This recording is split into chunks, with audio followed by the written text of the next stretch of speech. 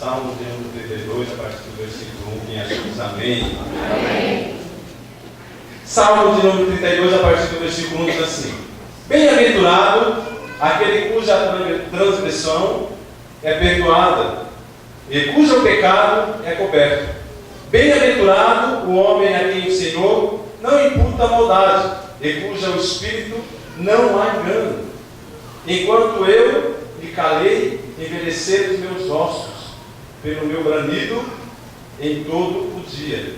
Porque de dia e de noite a tua mão passeava sobre mim, e o meu humor se tornou em sequidão, estil. Confessei-te o meu pecado, e a minha maldade não encobri.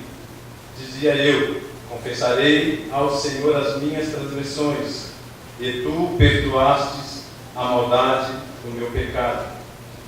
Pelo que todo aquele que é santo orará, e a ti há tempo de poder achar, até no transbordar das muitas águas.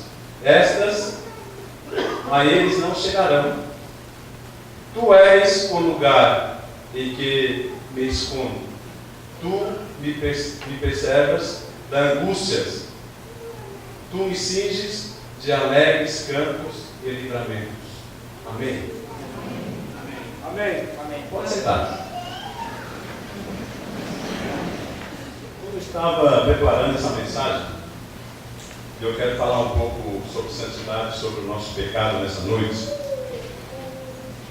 E eu comecei a meditar e Deus me levou para a vida de Davi. E eu gosto muito desse versículo 5 do capítulo do Salmo de número 32. Confessei o meu pecado e as minhas maldades não encobri. E realmente nós vivemos num mundo que é cheio de pecado, rodeado de maldades, de coisas erradas, não é verdade? E nós vivemos nesse mundo porque nós temos que fazer toda a diferença na nossa vida. E o salmista Davi, ele fala aqui sobre confessar os nossos pecados. E daí, lá em 2 Samuel capítulo 12, 13, fala a respeito então de um profeta chamado Natan. E esse profeta então ele fala algo muito interessante a respeito da vida de Davi. E ele fala então que Davi pecou, que Davi errou, fez coisas erradas.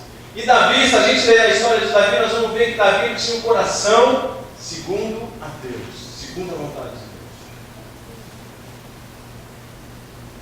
Você imagina um homem que tinha um coração segundo a vontade de Deus, e mesmo assim ele errou, pecou, falhou diante de Deus. E daí eu pergunto para você nessa noite: será que o nosso coração tem agradado a Deus? Será que o nosso coração é feito à vontade de Deus?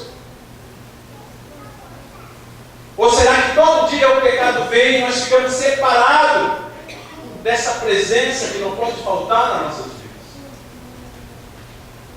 Porque quando o pecado entra na nossa vida, há uma separação, diz a palavra de Deus. Há uma separação entre Deus e o homem. E daí nós ficamos longe dessa presença de Deus. Porque a presença de Deus, ela faz toda uma diferença na vida do homem e da mulher. E essa presença de Deus, ela só vai habitar quando eu e você confessar os nossos pecados. E dizer: Deus, eu estou com esse pecado. Deus, eu preciso que tu me liberte desse pecado. Mas nós vemos no corpo também que ele tem uma tendência a pecar, na verdade. O Salmo de número 51, Davi, ele faz uma oração muito bonita, falando para Deus que ele tinha pecado contra Deus. E que ele fala também que ele nasceu em pecado. E daí nesse salmo também ele diz: Senhor, torna para mim a alegria da salvação. Ele estava dizendo: Deus, eu pequei, mas eu não tenho mais a alegria da salvação.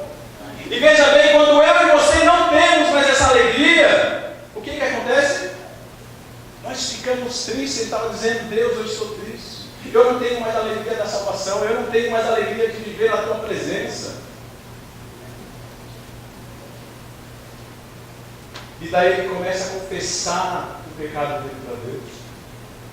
Começa a falar do erro dele para Deus. E a vida dele começa a ser restaurada em todas as áreas. E muitas vezes nós se tornamos crentes cascudos. Desculpa a expressão. Ficamos crentes cascudos, com coisas que saímos lá do mundo e aquilo acompanha a nossa vida. E nós dizemos: não, eu tenho isso na minha vida, vou levar para o resto da minha vida. Vai levar não. Eu já falei várias vezes aqui que a nossa vida é como um jogo de futebol. Olha como eu entendo. Tem o primeiro tempo e o segundo. É como uma moeda, tem a cara e tem a coroa. E a nossa vida é como antes de Jesus e depois de Jesus. Amém. Glória a Deus.